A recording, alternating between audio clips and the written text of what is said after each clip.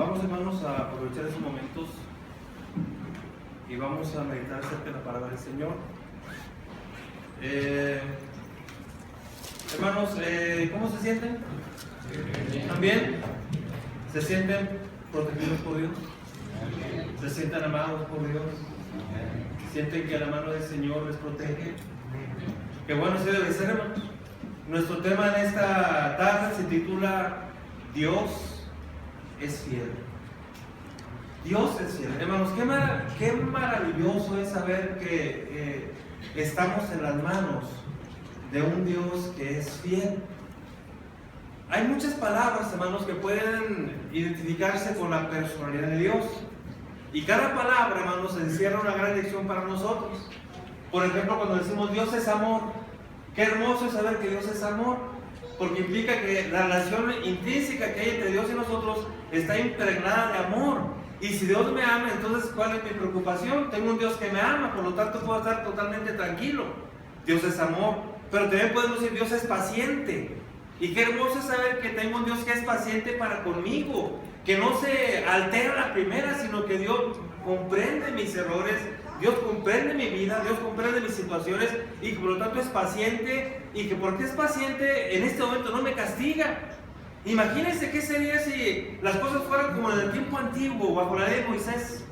¿A cuántas personas Dios en el acto castigó? No porque no fuera paciente, sino porque así era Dios. Dios sabe por qué se manifiesta en cada momento. Pero en el Antiguo Testamento tenemos pasajes donde Dios como que no era tan paciente. ¿Se acuerdan aquel hombre que va en arca transportándose en un carruaje? El camino es medio tosco, está medio lleno de hoyos, y va el carruaje y entonces aquel hombre siente que el arca se va a caer. Y entonces aquel hombre, movido por su preocupación, se acerca y toca el arca para que no se caiga el arca. ¿Y qué le pasó? En el acto murió. No, Dios no le dio una oportunidad, en el acto murió. ¿Se acuerdan de aquellos hombres que ofrecieron fuego extraño? En el acto murieron, vino fuego del cielo y los consumió de la presencia del Señor. Imagínense si Dios no fuera paciente para conmigo. ¿Cuántos predicadores aquí en el púlpito caeríamos fulminados por un fuego divino? Qué hermoso saber que Dios es amor, Dios es paciente, Dios es misericordia, ¿se acuerdan?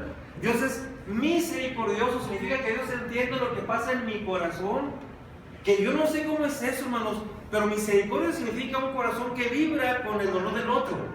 Y yo no sé cómo es eso, porque yo no sé si Dios tiene corazón o no tiene corazón, yo no sé qué es, pero lo que sí sé es que dice que Dios es misericordioso. Significa que hay algo en la personalidad de Dios que vibra junto conmigo, y qué maravilloso es eso, saber que no tengo un Dios que no se compadece de mí. Dios es misericordioso, Dios es fuego consumidor. Eso sí, como que está medio preocupante, ¿verdad?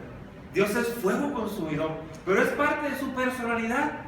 Pero hermanos, qué maravilloso es saber que Dios es fiel. Es el tema de hoy. Dios es fiel.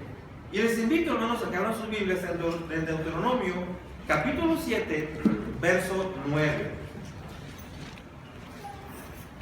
Deuteronomio 7, 9. Dice, fíjense lo que dice. ¿Ya lo tienen? Vamos a leerlo. Dice: conoce pues que Jehová tu Dios es Dios.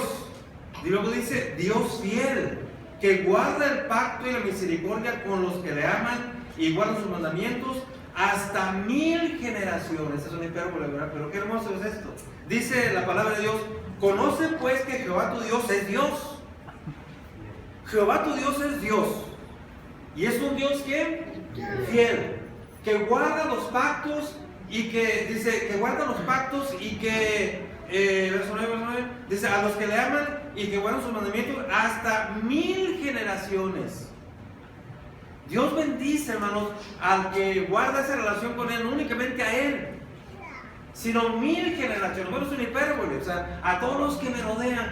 Qué maravilloso saber que por mi causa los que me rodean pueden ser benditos de Dios. No estamos hablando de la salvación, esto es otra cosa.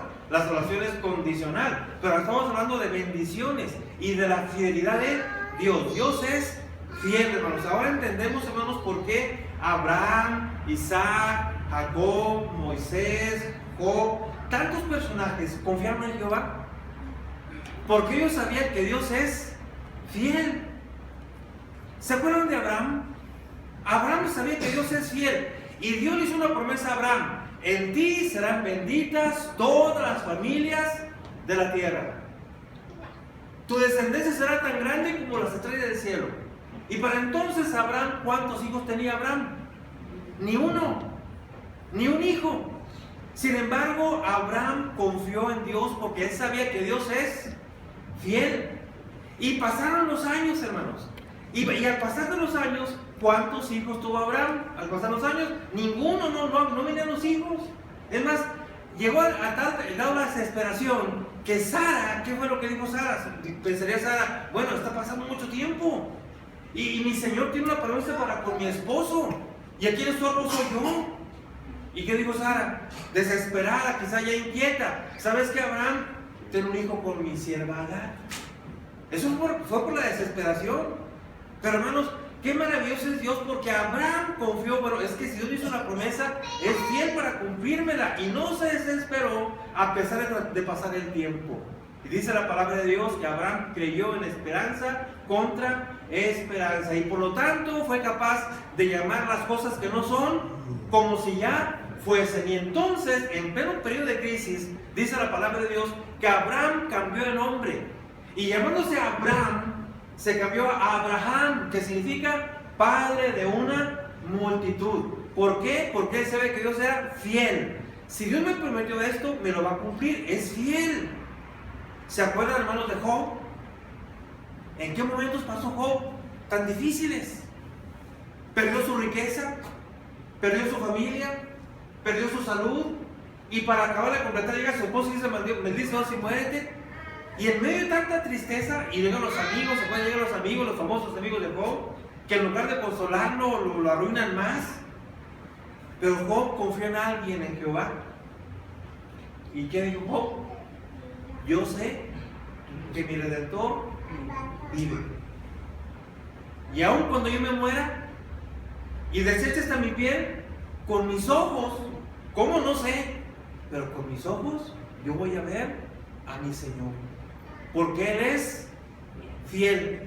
Y a pesar de que esté rodeado de una circunstancia tan terrible, estoy enfermo, diría Job, estoy pobre, lo perdí todo, perdí mi familia y me gané la animadversión de mi esposa, eso no me importa, porque yo sé que hay un Redentor que me va a salvar y sé que Él vive. Y aunque me muera, con mis ojos yo voy a ver a mi Señor. Hermanos, eso fue también lo que pensó David. ¿Cuántas dificultades tuvo David? Fue el salmista David. Y él dijo: en paz me acostaré y así mismo dormiré, porque solamente tú, Señor, me vas a vivir confiado. ¿Quién es capaz de decir esto, hermanos, aquí? ¿Somos capaces de decirlo? Esta noche usted puede decir: Señor, en paz me acostaré y así mismo voy a dormir. ¿Tiene problemas? Yo no sé si usted tenga problemas, pero usted, a pesar de los problemas, puede decir: Señor, esta noche voy a dormir tranquilo, porque sé que tengo un Dios que es fiel. Y que mañana yo no sé qué problema voy a tener, o yo no sé cómo voy a enfrentar mi problema, el que sea económico, de salud, de trabajo, yo no sé cuál es. Pero yo sé que hoy, esta noche, dormiré en paz, porque tengo un Dios que es fiel a mi persona, a mi familia. Lo mismo, hermanos, por eso el apóstol Pablo: todo lo puedo en Cristo que me fortalece, porque tengo un Dios que es fiel.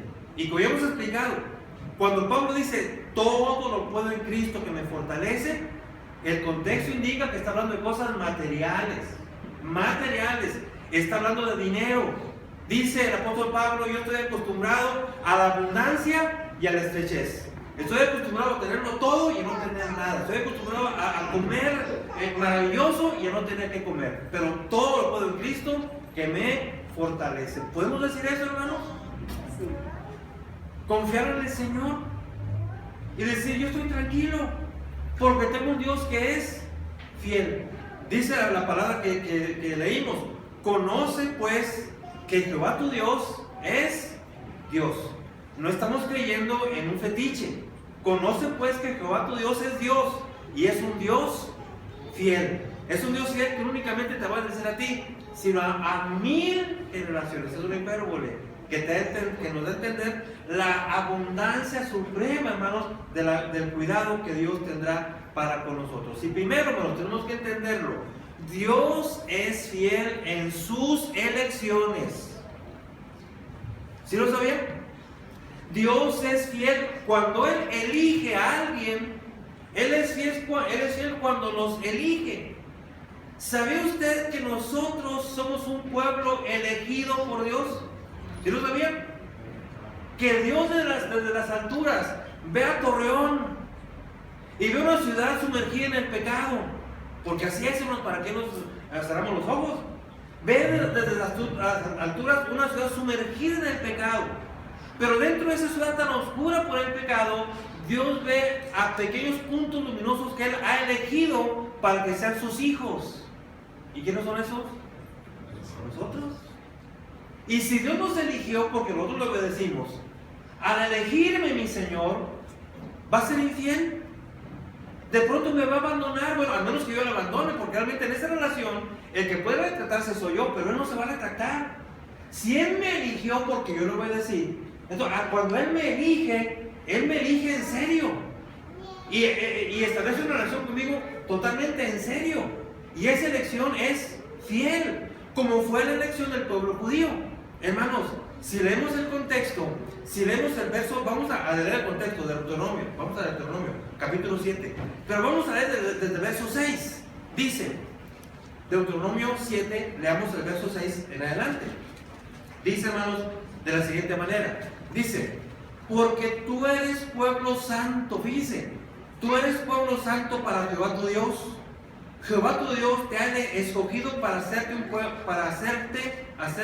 pueblo especial, más que todos los pueblos que están sobre la tierra.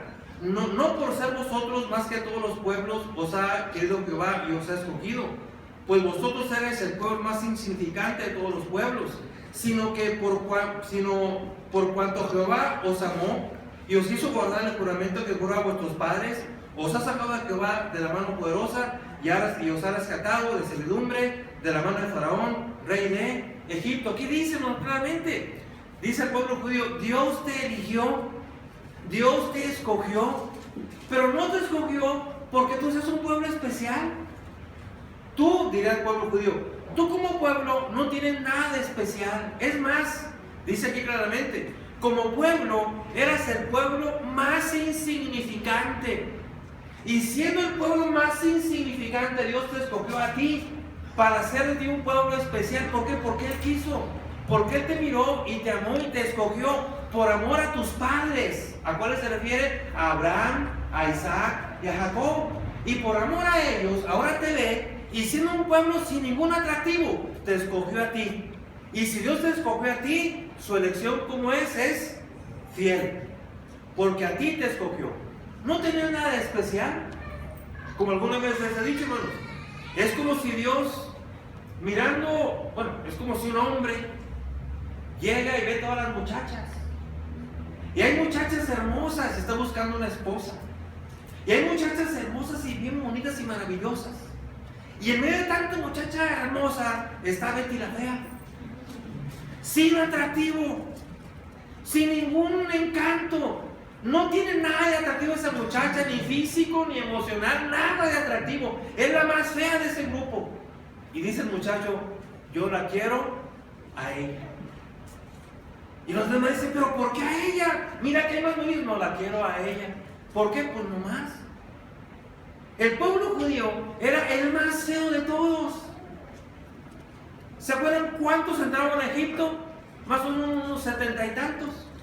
70 y tantas personas entraron a Egipto como pueblo, con Jacob el papá. ¿Qué eran?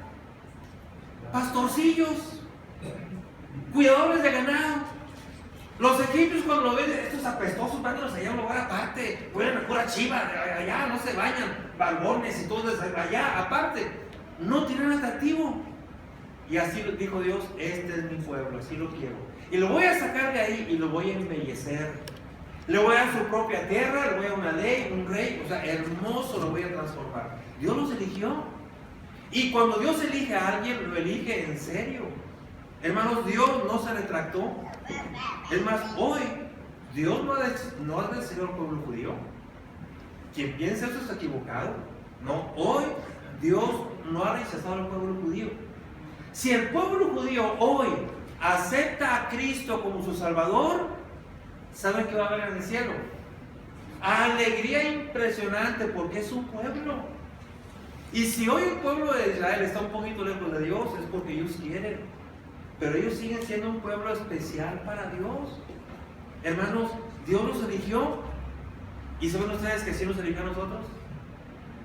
Dice el apóstol Pedro: vosotros sois ¿qué?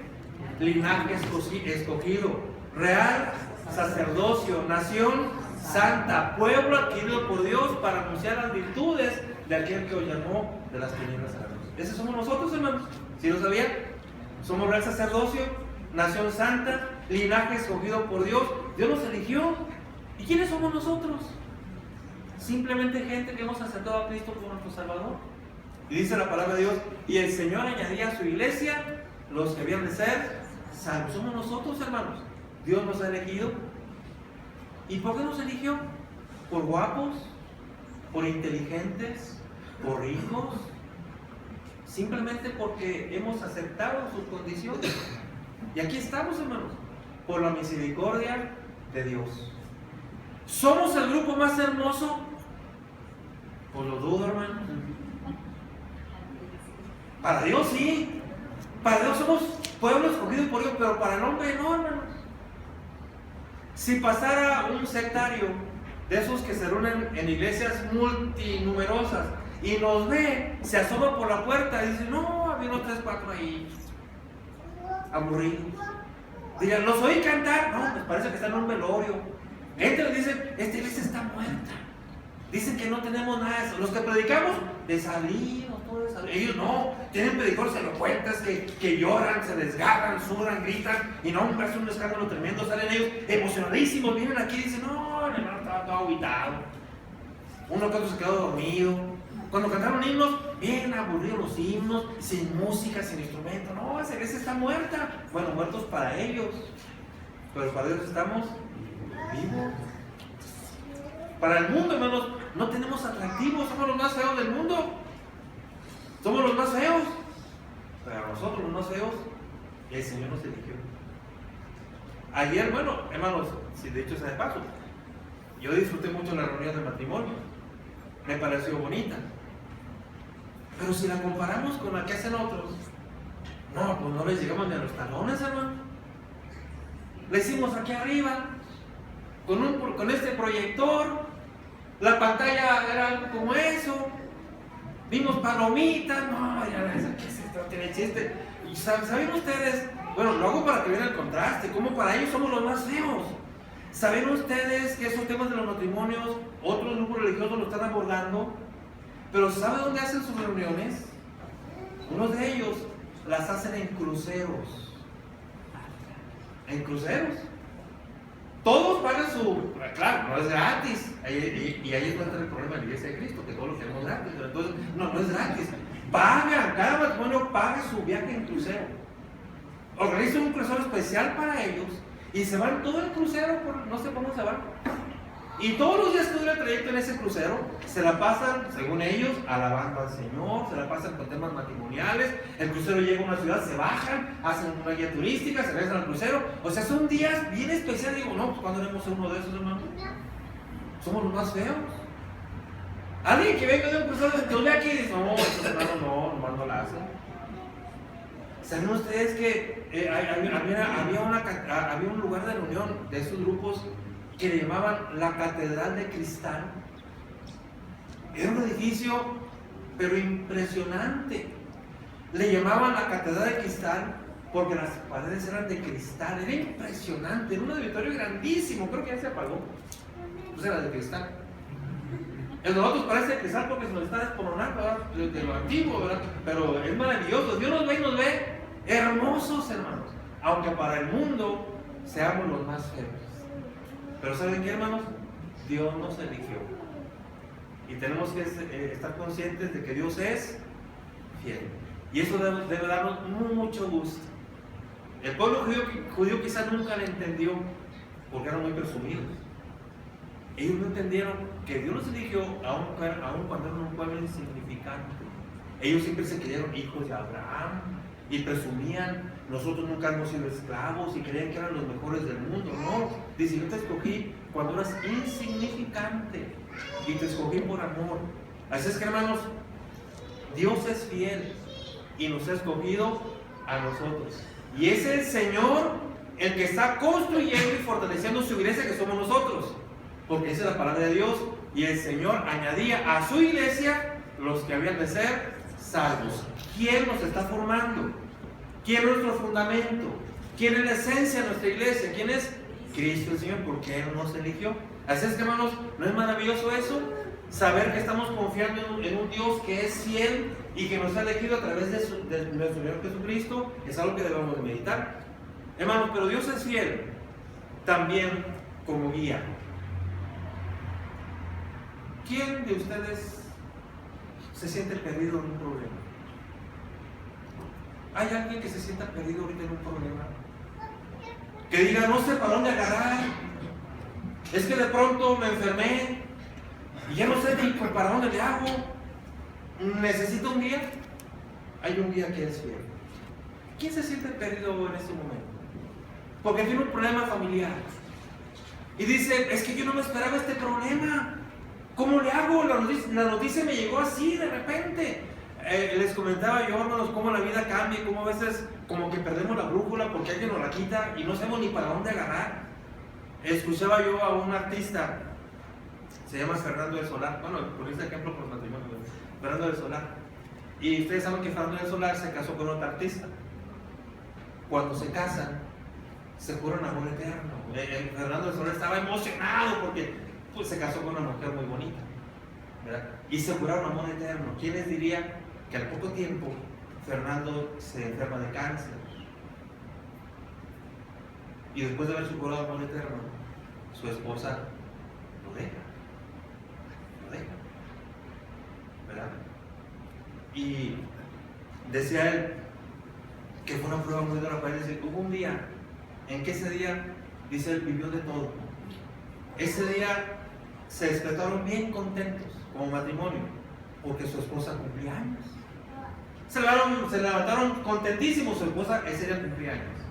Ese día le notificaron a él que era el agraciado y él iba a ser el conductor del radio que pasa en TV Azteca, de la cadena.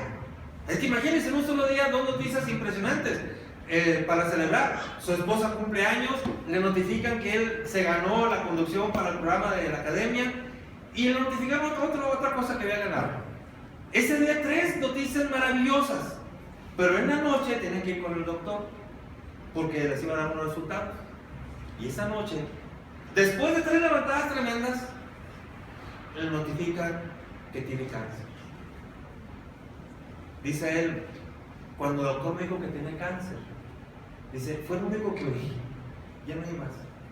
Como que me desvanecí y yo nomás vi que el doctor me movía la boca, quién sabe qué me decía, pero yo como que me fui con el impacto. Tiene cáncer, dice, ya no escuché más, dice, nomás sentía que el doctor estaba viendo la boca, quién sabe qué decía. No necesitamos una situación así. No necesita usted que le digan que tiene cáncer, pero ¿cuántas veces nos llegan noticias que dice uno: ¿y ahora qué hago? Problemas de familia, problemas de salud, problemas económicos, problemas espirituales, problemas de pecado. Dice uno: ¿qué hago? ¿Para dónde agarro? ¿Sabe qué? Tenemos un guía que es fiel. ¿Quién? Nuestro Señor. Conoce a tu Dios, que es Dios y es Dios fiel. Tenemos que conocerlo. Es un guía fiel. Y aun cuando yo me sienta norteado, perdido porque el impacto fue tremendo y hasta me mareé, no sé ni para dónde agarrar, Dios es fiel, es excelente guía. No me va a llevar por caminos de muerte. Y aunque ande en caminos de muerte, mi guía está conmigo. Y sé que estoy confiado porque mi Señor es mi guía fiel y no me va a abandonar. ¿Saben ustedes que pasó un accidente en Egipto hace poco? Si lo escucharon, ¿verdad? Andaban unos mexicanos por allá pasando en Egipto, turistas, y de pronto iban por un camino por el desierto, iban a un lugar turístico, y entonces aviones de guerra de Egipto los atacaron, los bombardearon y los metrallaron. O sea, murieron varios y algunos fueron sobrevivientes. Fue terrible ese caso. Fue hace poquito. Y decían que la culpa fue del guía, un egipcio. El guía egipcio, dicen, se equivocó y se metió por un camino que todos saben no debe meterse. Porque cuando una camioneta, un carro va por ese camino, es de narcotraficantes, es de terroristas, y el ejército ataca y los mata. Dicen, la culpa fue del guía. Pero ya cuando los sobrevivientes ya se equilibraron, dijeron, no, el guía es un guía excelente. Bueno, también murió el guía. Dicen, no, el guía no se equivocó. El guía era un guía experto, era un egipcio, era un guía experto, él no pudo equivocarse. Los que se equivocaron fueron los del avión. Fíjese, tener un guía confiable. No fue el guía que me llevó a un camino que no debía llevarme, fueron otros que se equivocaron. Nuestro guía, hermanos, es nuestro Señor y Él es fiel.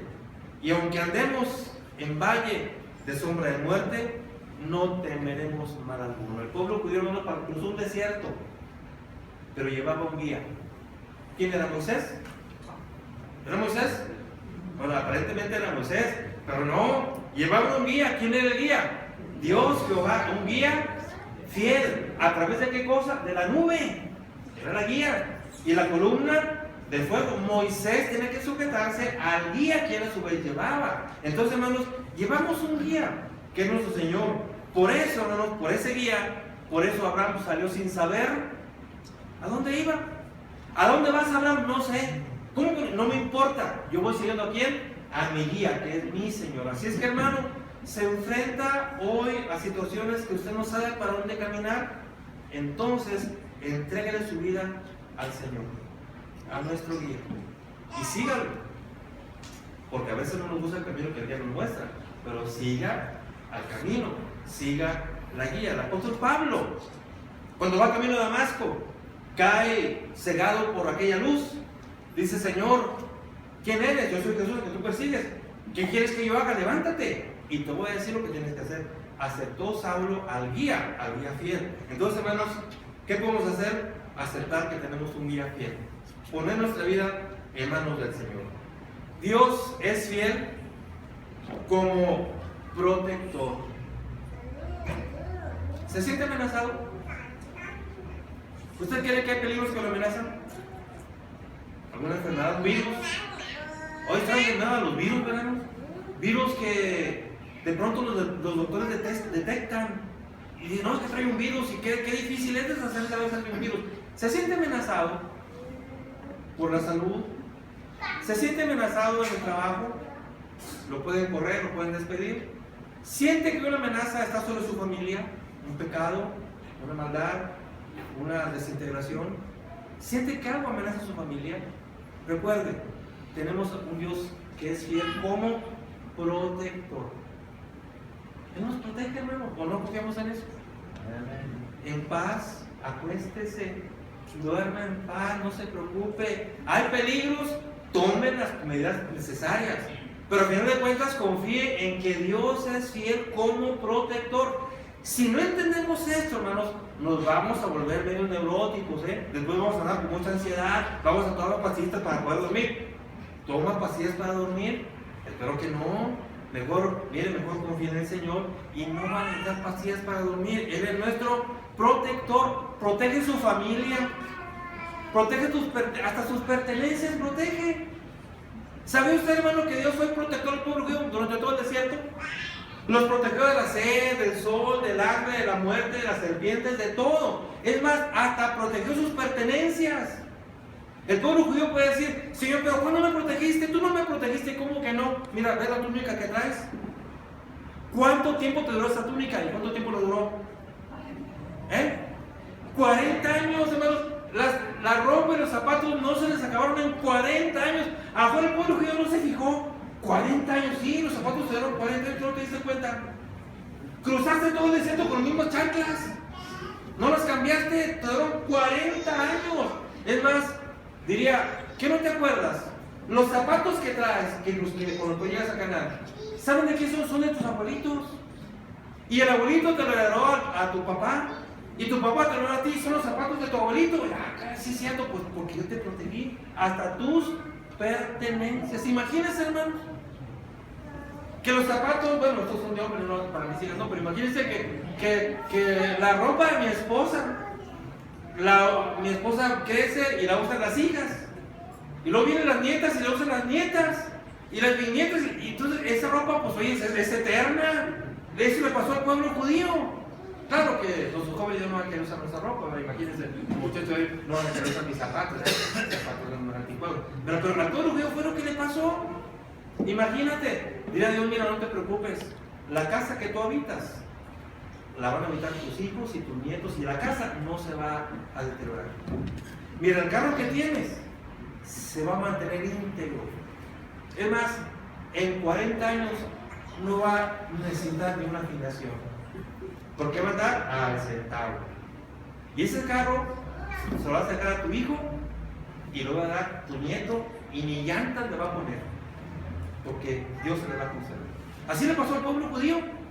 40 años con la misma ropa, 40 años con el mismo calzado, no se envejeció. Dice la palabra de Dios, si no lo creen, bueno, pues allá es su problema, ¿verdad? Pero dice la palabra de Dios que así fue, no se envejeció. ¿Por qué? Porque Dios es nuestro protector. Confía, hermano, en que Dios es su protector. Entonces, no se preocupe tanto por la familia. Confía en el Señor. Bueno, hagan lo necesario. Tampoco soltemos todo así, no hagan lo necesario. Pero confía en el Señor. Dios protege a sus hijos, hermanos, donde quiera que ellos estén. En su trabajo Dios los protege. En la escuela, donde quiera que anden, sus hijos están protegidos por Dios, porque Dios así lo dice. En todo este tiempo, hermanos, en lo que he viajado, pocas veces me han pasado cosas difíciles. Pero una vez sí me pasó una cosa muy difícil. Estaba predicando más allá de Tijuana, y son 2 horas de diferencia. Entonces yo batallé mucho el primer día, porque me despierto, pues en la casa tenemos la costumbre de despertarnos a las 5:30 de la mañana, 5 y 5:30, aunque no lo crea, a esa hora nos despertamos todos los días en la casa, 5, 5:30. Entonces yo voy allá, y son 2 horas de diferencia, me despierto a las 5, pero allá son las 3 de la mañana. Entonces yo, ¿qué hago despierto a las 3 de la mañana? ¿Sé que no me puedo dormir? Yo, no, pues tengo que dormir otro rato. Y me duermo, ya no esfuerzo, me duermo otro rato, despierto a las 7, pero ya son las 5 de la mañana. O sea que se me hace eterna. Ya a las 11 digo, ahora sí me voy a levantar, porque ya son las 9 de la mañana y ya no voy a venir por mí para desayunar. Así que yo ya llevo despierto un buen tramo, ¿verdad? Y ya en la noche, pues la reunión es a las 7, para mí son las 9 de la noche. Se acaba a las 8, pero para mí son las 10. Si acabamos a las 8:30, son las 10:30. Me llaman a cenar, vamos a cenar a las 10, para mí son las 12. Me van y me dejan donde me esperan a las 11, para mí es la 1 de la mañana. Así que traigo la cabeza todo así, todo mareado, todo destanteado por el horario. Y en una ocasión me hospedaron y me desperté igual, así, todo norteado. Y dije, no, es muy temprano, y me quedé dormido. Desperté, ya no, me bañé, me preparé, ya para cuando sean las 11, según yo, son las 9 y vienen por mí. Y a las 9 me despierto, reacciono, 9 de aquí, no, de allá, 9 de allá, reacciono, y veo mi teléfono y me acababan de llamar. Dije, a las 9, de Torreón, y me acaba de llamar Tensa, no lo sumo yo a mi hija Tensa. Y entonces, dije, no me puede llamar. A las 9 está entrando su trabajo. A esa hora ella ya no me llama. Y me preocupé mucho, porque dije, bueno, ¿por qué me llama a las 9? Entonces yo le llamé y no me contestó. Y corté. Y tan pronto corté, vuelve a entrar la llamada del teléfono de mí. Y lo tenía mi esposa. Dije, caray, esto está muy mal. A las 9 de la mañana, y mi esposa nunca lleva el teléfono a mí. Y me dice mi esposa, ¿sabes qué? Es que acaban de chocar. ¿Cómo? Sí, chocaron, y el choque estuvo fuerte. El taxista que la llevaba, pues está delicado de sus piernas. Yo le pregunté inmediatamente por mis hijas, ¿y cómo están? Me dijo, pues están asustadas, pero están golpeadas, pero están bien. ¿Y saben qué, hermanos? Me sentí tan lejos, porque dije, ¿ahora cómo le hago? si agarro un camión son más de 30 horas de viaje. Y no va a estar el camión ahí en mi disposición. Por avión, pues no me va a tener ahí el avión listo. Dice, no, pues ¿cómo le hago? ¿Y saben qué pensé? Bueno, yo no puedo estar con mis hijas, pero está Dios con ellas. Y si Dios está con ellas, pues es mejor. Porque si yo estoy con ellas, en ese momento, ¿qué les voy a poder ayudar? Pero Dios está con ellas. Y fue lo que me tranquilizó. Porque si no me tranquilizo, pues no sé cómo me dejo a mí. Es que tenemos que confiar. Dios es el que protege nuestras familias, nuestras posesiones, las cosas que tenemos. Dios las protege, no se preocupe. No haga lo que hace el que tiene carro nuevo. El que tiene carro nuevo lo quiere meter a la cochera y lo mete a la cochera y le quiere poner una funda y oye un golpecito. Y ya que mi carro y se baja corriendo. Tranquilos, carro nuevo, déjenlo ahí, si lo golpean, pues que lo golpeen. O sea, no podemos confiar en el Señor. Es nuestro protector. Y para terminar, porque aquí el Señor es fiel como nuestro Salvador. El pueblo judío iba a la salvación, a la tierra prometida. Nosotros vamos a la Jerusalén celestial. Tenemos que confiar en esto, hermanos. Dios nos salva aquí en la tierra, pero la salvación eterna está en los cielos. Pero no quiero terminar esta lección, hermanos, sin culminar con una advertencia para todos nosotros. Es maravilloso saber que tenemos un Dios que es fiel, como guía, como protector, como salvador. Es maravilloso. Pero quiero que sepan que la fidelidad de Dios se puede convertir contra nosotros, y hay de nosotros cuando se convierte en contra de nosotros. Porque así como Dios es fiel para guiarme, para protegerme, para salvarme, Dios es fiel para castigarme si no actúo conforme a su santa voluntad. Él es fiel. Horrenda cosa es caer en las manos del Dios vivo, aquel que peca deliberadamente, aquel que sabiendo la verdad no la practica. Porque si aquel que violaba la ley de Moisés con 1 o 2 testigos moría invisiblemente, sabiendo que la ley de Moisés fue certificada con animales, con sangre de animales, ¿qué creen que le espera a aquel que pisotea la sangre de Cristo? Aquel que una vez hizo un pacto con el Señor aquí en las aguas del bautismo y le prometió ser fiel. Señor, me voy a bautizar, creo en ti, voy a ser fiel hasta la muerte, y no lo cumple. Y provocamos la ira de Dios. Prometimos serle fiel. Nos comprometimos con nuestro Señor Jesucristo. Y si aquel que violaba la ley, que fue certificado con sangre de animales, moría, ¿qué creen que le espera aquel que pisotea la sangre de Cristo? Aquel que hace un pacto con el Señor y se retracta. Cuando Cristo por ese pacto murió en la cruz, ¿qué le espera? Horrenda cosa es caer en las manos del Dios vivo. Ni nos lo imaginemos, hermanos. No juguemos con Dios. Aprovechemos que tenemos 2 opciones. Dios es fiel para bendecirnos o Dios es fiel para maldecirnos. E igual, la maldición no es solamente para mí, sino para Dios que me rodea. Qué triste es saber que los que me rodean, y los que me rodean es mi familia. Qué triste saber que mi esposa o mis hijas puedan sufrir por causa mía. No la salvación, porque si hacen lo bueno, irán al cielo, pero van a sufrir por mis actos. Pueden sufrir consecuencias. ¿Se ha puesto a pensar eso, hermano? Que los que le rodean por su infidelidad también pueden sufrir. Entonces, hermanos, tenemos 2 opciones. Dios es fiel para bendecirnos, o Dios es fiel para maldecirnos. ¿Cuál escogemos? Vamos a cantar un himno. Un himno que sirva como reflexión. Dios es fiel, pero requiere que yo también sea fiel. Dios es fiel para bendecirme, pero la fidelidad de Dios puede volverse en mi contra, y la fidelidad de Dios puede transformarse en castigo para mí si no actúo como Dios espera. Pues de pie, hermanos, vamos a cantar un himno.